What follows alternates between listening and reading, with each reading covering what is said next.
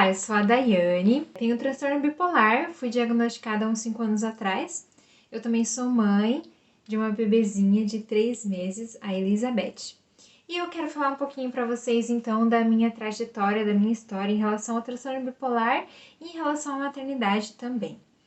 Bom, o meu diagnóstico, como eu falei, foi dado há uns 5 anos atrás, mas desde a minha adolescência eu já venho percebendo que eu era um pouco diferente das outras pessoas.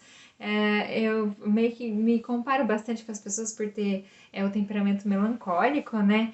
Então eu sempre vi que eu sempre fui um pouco diferente, assim. Sempre fazia muita coisa, sempre queria abraçar o mundo, fazer muita coisa, muita coisa, muita coisa, e sempre aquilo me sobrecarregava e eu geralmente ficava bem deprimida também depois.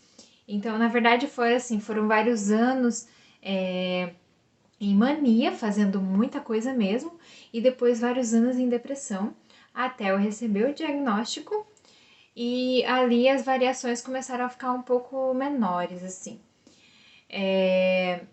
Então, o diagnóstico foi dado e foi bom porque eu descobri o que eu tinha. Eu estava já na depressão fazia algum tempo, já fazia uns 2, 3 anos que eu estava naquela depressão e eu não saía.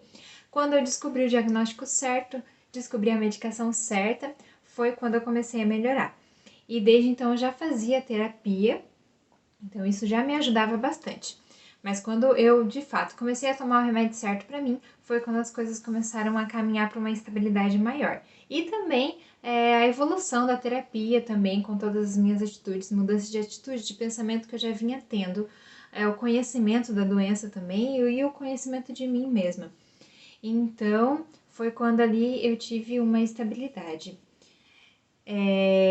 Mas foi difícil a aceitação desse diagnóstico. Então, a aceitação foi trabalhada na terapia e vem sendo trabalhada até hoje. Então, até hoje vem uns pensamentos assim, nossa, será que eu tenho transtorno bipolar? E isso geralmente é causa de problema para mim. Eu geralmente fico mal de pensar se eu tenho ou não tenho, porque aí fica tudo muito confuso na minha cabeça e eu não sei para onde ir. Então, geralmente, quando eu coloco o pé no chão e falo, não, eu tenho essa. Eu falo não, falo sim, né? Sim, eu tenho essa doença, as coisas se encaminham para um momento, para uma cura, na verdade, para uma superação de fato. Então, a aceitação do remédio, a aceitação do diagnóstico vem sendo para mim o caminho correto, sabe? O caminho que me dá um norte, um caminho que dá um rumo, um caminho que me faz ficar com o pé no chão. E não é um trabalho fácil essa questão da aceitação. Então, foram longas terapias, são longas terapias, na verdade, várias sessões, vários pensamentos comigo mesmo em relação para a gente poder aí aceitar esse diagnóstico, aceitar essa questão de remédio, aceitar tudo aquilo que tem que ser feito. Porque a partir do momento que você não quer aceitar, você briga com você mesmo, você briga por que você tem isso, por que você tá agindo dessa maneira, por que isso, por que aquilo, meu Deus, por que eu tenho essa doença? Mesmo você não aceitando. E a partir do momento que você aceita, você então consegue usar de ferramentas e de estratégias para poder superar isso que você tem. Então, essa questão de aceitação é muito, muito, muito importante para mim. E então, ali, quando eu cheguei na estabilidade, né, com o remédio, como eu já estava casada há um bom tempo e já tinha melhorado disso, né, a gente resolveu ter filhos, né? Resolveu não, a gente já queria ter filhos, mas devido à minha condição ficava muito difícil ter um filho, né, naquelas condições. Então a gente estava realmente esperando melhorar para poder ter um filho. E a partir do momento que eu realmente melhorei, não, esse é o momento. Mas o remédio que deu certo para mim é o remédio que não dá certo para engravidar, que é o tal do lítio. Então, assim, acompanhando, sempre acompanhei com psiquiatra, com psicólogo, nunca parei, também nunca parei o remédio por conta, sempre foi com o auxílio dos profissionais.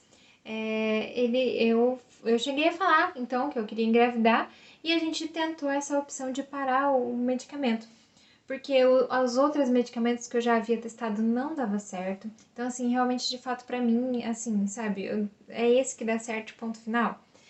E então, para eu poder engravidar, eu decidi parar. Não sozinha, como eu falei, mas com a ajuda dos profissionais. E nesse tempo, então, que eu parei, eu depois entrei em mania, só que era uma mania assim meio que imperceptível, daí eu entrei numa depressão profunda. Aí eu engravidei, perdi, voltei os medicamentos e engravidei novamente o ano passado, da Elizabeth hoje, que faz 3 meses. E nessa época também eu parei os medicamentos, então, na verdade eu engravidei primeiro e depois eu parei os medicamentos. Então foi estratégias que eu usei que funcionaram para mim para eu poder ter um filho.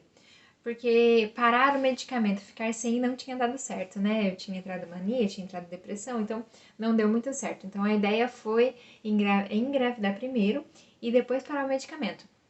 Isso funcionou para mim. E durante a gestação eu fiquei também sem o medicamento, pois eu estava bem, devido provavelmente aos hormônios. Então, nessa gestação, os hormônios contribuíram para que eu ficasse bem.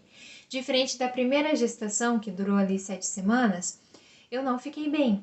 Eu fiquei com depressão e tive que tomar antidepressivo, fiquei estressada, tive problema no trabalho, então foi complicado a outra gestação. Então, mas aí foi tranquilo essa gestação. Com 6 meses ali eu tive que voltar à medicação, porque eu já comecei de novo a ver as oscilações de humor e as oscilações estavam bem mais rápidas, não estavam assim rápidas. Eram dias em mania, dias bem e dias depressivo.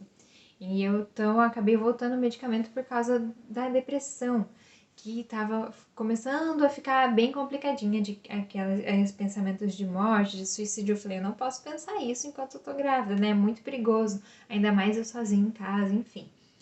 Então eu voltei o medicamento na gestação, mas para o parto eu também não poderia estar tomando esse tal do lítio maravilhoso e também nem na amamentação. Oh, beleza, né? Então, assim, a gente vem sempre tentando encontrar meios de superar e meios de conseguir viver bem com essa doença, com esse diagnóstico. E então, assim, eu parei o medicamento ali por 36 semanas. E no final da gestação, eu fiquei bem. Eu fiz muitas coisas que, na verdade, me ajudaram a ficar bem, né? Então eu diminuí o açúcar, mas ali era mais por uma questão de gravidez, mas estava contribuindo para o meu humor e eu não sabia. Diminuir açúcar, farinha branca, fazer exercício físico, que mais que eu fazia? Procurar mexer menos no celular, né? Menos distrações e procurar ter uma vida mais interior, me preparando para esse momento do parto, que eu queria realmente um parto natural. E então foi ali no final da gestação eu fiquei muito bem mesmo, sem oscilações de humor. E tive o meu parto praticamente natural. E não tive crise, não tive nada no parto, então foi um parto muito bonito assim mesmo, né? Eu tive algumas interferências ali, mas não mudou o fato de que eu consegui ter sem intervenção minha, assim, sem eu precisar querer ter anestesia, essas coisas assim, que realmente era uma coisa que para mim era importante não ter. Então eu consegui ali seguir firme até o fim. Então eu tive o meu parto natural e o pós-parto também eu tava com muito medo de ter crises. Eu ali continuei seguindo sem remédio e eu não tive depressão pós-parto. Então também fiquei bem. Eu entrei assim no estado de ficar estável. E eu fiquei muito feliz com isso. E agora entrando um pouquinho na parte das crises, né? Eu fiquei tão empolgada que eu fiquei bem e estável que eu já comecei a entrar em mania, em euforia. Então, com tantos anos assim de terapia, que nem é muito, né? Não é nada comparado ao que muitas pessoas têm de experiência de vida, né? Mas pra mim, assim, o tanto de tempo que eu tenho de terapia, de me conhecer, de conhecer o transtorno bipolar também, eu venho encontrando estratégias e meios para poder saber como lidar com as situações. E uma delas é saber os gatilhos, né? De cada crise, de cada mania, de cada oscilação. E uma das crises, um dos gatilhos da mania, para mim, no meu caso, é alguma coisa que me deixa muito empolgada. me deixou feliz, então eu tenho que tomar cuidado, porque eu começo a me empolgar demais, e nessa empolgação eu começo a fazer um monte de coisa e não paro mais, e quero fazer tudo, e quero fazer tudo pra ontem, e o pensamento acelerado, e já me acho a melhor pessoa do mundo, me acho melhor do que todo mundo, e, enfim, tantos, eu poderia elencar aqui vários, como é que é o nome? Vários, e fugiu o nome. Vários sintomas da mania. Esses dias eu fui escrever, eu linkei acho que 70 sintomas da mania, mas eu não vou falar o que é, um vídeo rapidinho. Então, eu poderia falar, mas são muitos sintomas mesmo da mania. Então, o fato de me deixar eufórica é isso. Então, e é essa a minha crise. E daí, a crise da euforia é boa, na verdade, né? Porque a gente tem criatividade, a gente é produtivo. Então, na verdade, a crise da mania, na verdade, é boa. Ela se torna ruim quando ela já vai passando para depressão. Porque eu me sobrecarrego horrores, assim, ninguém dá conta de fazer tudo que vem na minha cabeça, tudo que eu quero fazer, não, impossível alguém dá conta disso, somente Deus mesmo. E então me vem a sobrecarga, me vem a depressão, e daí eu já começo a ficar deprimida. E o gatilho da depressão também é as coisas que deixam triste na vida, na verdade. Então mistura o que deixa triste com a minha sobrecarga, e daí vem a depressão. E ela vem firme, ela vem com tudo. Então, assim, e como que são as minhas crises? Hoje, as minhas crises, elas são mais brandas pelo fato de eu me conhecer. Então, eu não deixo chegar naquele nível que chegava antes de eu não saber que eu tinha transtorno bipolar, antes de eu não me conhecer, antes de eu não fazer terapia, antes de eu não tentar mudar meu pensamento, tentar mudar minhas atitudes. Então, as crises de antes eram crises assim de gritar, de ir pra sala, chorar, chorar, chorar, e não saber por que estava chorando, de brigar com as pessoas. Então, as minhas crises de depressão eram assim. Hoje não, hoje eu já tenho mais controle, hoje eu sei, então, que se eu deixar passar esse momento, vai chegar lá. Então, nesse momento, por exemplo, agora que eu estava bem e eu vi que estava começando a ficar difícil as situações, vindo pensamentos de morte e tudo mais, eu já estou tentando voltar ao tratamento medicamentoso para que eu não chegue naquelas crises. Então, é mais controlado, sabe? É bem mais controlado. E também eu tô mudando a minha rotina, né? Eu vi que é muito importante quem tem transtorno bipolar ter uma boa alimentação, ter um bom sono, ter atividade física e ter rotina também. Então eu tô tentando estabelecer uma boa rotina para que eu fique bem. E a rotina junto com a bebê, né? Então, assim, eu tô tentando acordar cedo todos os dias para poder fazer caminhada. E eu tenho uma rotina muito gostosa, assim, com a minha neném. Então, assim, eu levanto, eu troco a fralda, troco a roupa dela, brinco com ela, eu dou de mamar, depois eu faço alguma coisinha, brinco com ela de novo, coloco para dormir. O importante é que eu estabeleci uma rotina para ela também de sono, que eu aprendi num curso também sobre sono do bebê. Então, eu sigo a rotina dela de sono e estabeleço e tento colocar a minha junto, né? As coisinhas que eu tenho que fazer na minha casa, algum trabalho que eu tenho para fazer no YouTube também, que eu tenho um canal lá chamado Mãe Bipolar. Então, eu tô tentando voltar também esse trabalho.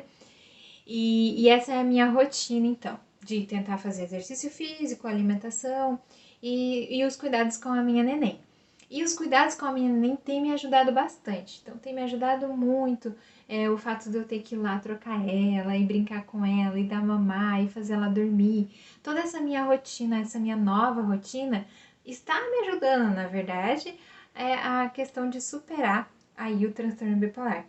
Então, assim, essa é o resumo da minha história, né, com o transtorno bipolar. Que o transtorno bipolar basicamente é isso, é a oscilação de humor, né? Independente às vezes do que está acontecendo na sua vida, o humor vai oscilar, ou às vezes tem os gatilhos, né, que ajudam a vir essa oscilação de humor. Uma hora você realmente está eufórica, passa dias, meses, anos eufórica, nessa euforia, nessa mania. Outra hora você está realmente em depressão profunda. O que caracteriza realmente a doença é essa mudança drástica, e também a questão que é muita euforia, muito feliz demais, e é muita tristeza demais. Então, isso é a doença, o transtorno bipolar. e eu venho aí nesse caminho de superação. Eu posso dizer que eu estou no caminho de superação, que eu venho superando a cada dia, porque a cada dia eu vou me conhecendo mais, a cada dia eu vou estabelecendo melhor a minha rotina, o que eu devo fazer, e então a cada dia eu vou superando essa doença, né? Então eu não me deixo ser levada, ser prostrada pelas crises, né? Pelos sintomas, eu não me deixo ser levada, eu sempre busco alguma coisa para que eu possa melhorar. Busco terapia, busco remédio, busco Deus, busco oração, busco rotina, busco alimentação, busco o que for. E assim eu vou superando essa doença em mim. Bom, era isso e tchau, tchau.